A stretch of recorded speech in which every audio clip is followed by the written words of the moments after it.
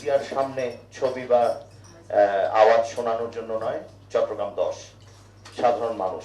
আমি এখনো এসছি বার্নিঘাটের এবং ওইদিকে 26 নম্বরে আমি দুটো খাল দেখে আসলাম, ছড়া বলতে পারেন, এবং নালা সবকিছু ব্লক হয়ে আছে।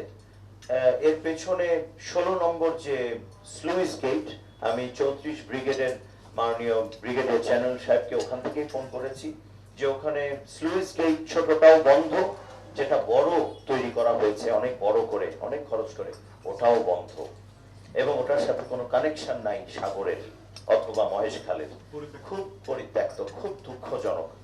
আসলে এই কারণগুলো আমাদের খতিয়ে দেখতে হবে কেন হলো, এবং আমাদের আজকে যে সমস্যা পুরো চট্টগ্রামে, তার পেছনে এরকম একটি একটি একটি একটি করে আমার মনে হয় বেশ কিছু কারণ আছে, যেটার কারণে আমরা যে সমস্যার যতটুকু সম্মুখীন হয়েছি তার চেয়ে হয়তো আরো খারাপ হতে পারতো, কিন্তু অনেক ভালো হতে পারতো যদি আমরা এগুলোর দিকে নজর দিতাম।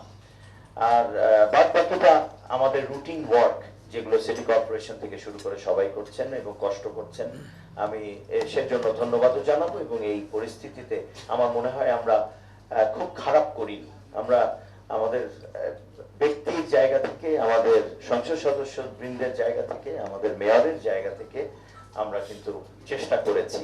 তো সেই জন্য সামষ্টিকভাবে সকলকে ধন্যবাদ। আর সমস্যাগুলো নিয়ে আসলে আলাদা আলাদা করে একটু বসতে হবে। এখানে আমি শুনলাম খুব ভালো আলাপ হয়েছে। তো অনেক ধন্যবাদ আপনাদেরকে, খুব ভালো লাগলো এখানে আসতে পেরে।